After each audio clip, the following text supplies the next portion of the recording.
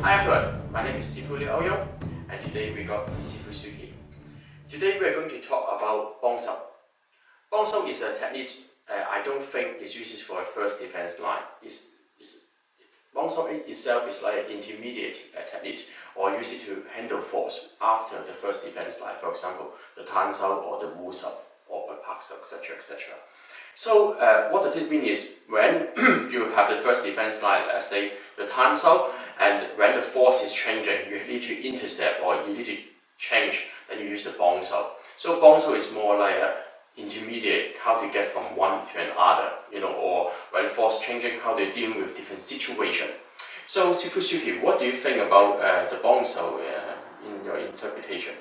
For me, the Bong Sau is, we look at the translation first, and then we look at, so Bong Sau is a version from the white crane system, or from a crane system. It's really what we call it crane hand, or you call it, but in the bong is also the shoulder, so we're talking about the wing, so we're talking about the wing of the bird, so you could call it shoulder arm, or we call it crane arm. So for me, it's what we describe as a tertiary bridge, which means that it has to be set up, and when we mean set up, we mean set up internally. It has to be powered. So this is why, like I said, we don't really use it for interception, because if we can't set it up, we won't be able to set it up internally. So for us, it comes in as number 3. It doesn't come in as number 2. It comes in number 3. So we would never intercept with the Bong Sau. So I think its usage, like I said, is an intermediate. Yes. So, and this is why in Chinese we say, Bong Sau left a stop, isn't it? Yeah. Bong Sau is just used to intercept technique, or not intercept, I mean the interface, intermediate technique. Absolutely. Yeah. But from if we look at it from an internal perspective, we do have the choice. But as in any system, the high level we'll say would be about flow.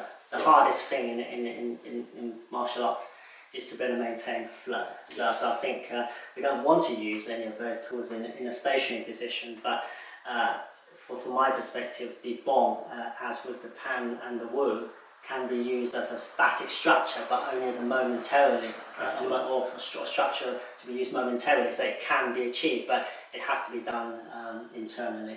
How about, I think it's a good idea, we can show some application to the audience how Bong Sau can be applied. Yeah. Okay, right. Okay, stay with us. If we look at the Bong Sau in the Wing Chun system, from my interpretation, the Bong Sau is what we call a tertiary bridge. So what happens is that it needs to come in at number 3.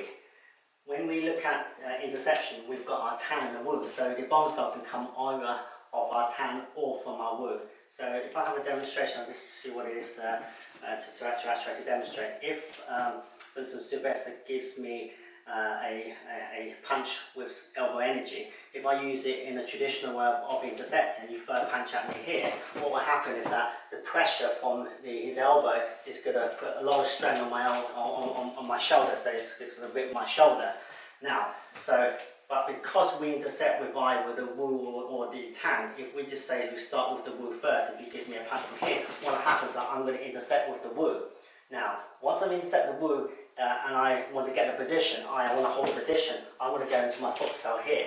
Now the foot sau elbow is in, so when you push, that's going to be holding, preventing him from coming into my space with the elbow. Now, if he's not able to go forward, he may want to pull back his arm. When he pulls back the arm, I'm going to engage my Bong Sau. So if Sylvester comes back and pushes on that arm, what he gives me a position where he cannot challenge my Bong Sau.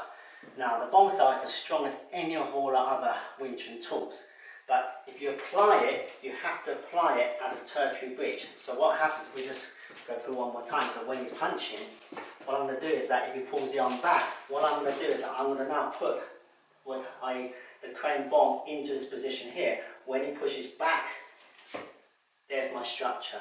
Then he pushes more, then what I'm going to do is that I'm going to finish off the position by taking his shoulder here. So again, sometimes we hear people say that the Bong Sau is the shoulder arm or crane hand. So describing the shoulder arm is that really that's when I'm actually attacking his shoulder.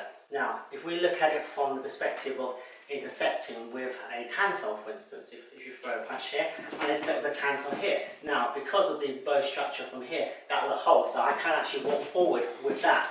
But there may be times where I'll need to get to the flank position of the opponent. Now, what I'm going to do to set my bong up, I'm going to go into a secondary bridge, i.e. the Fuk Sau, and then I'm going to go into the Bong Sau. So when you press down on that, he's not going to have the power because I already set that Bong Sau internally up. So when he carries on pushing, what it allows me to do is that he now allows me to lap his position. So if I go for it again, is that we need to set up the Bong Sau. It's not that the Bong Sau is not structurally sound. It's just because we need to set it up internally. But because we don't intercept with it, because we have powerful bridges, which is the Tan and the Wu, to do that. So from the position of the Tan and the Wu, we're going to engage our Bong Sau. But of course, we don't know which tool, which hand we're going to intercept with, because if you throw a punch, I can intercept with either a Wu or a Tan, so it doesn't really matter which one.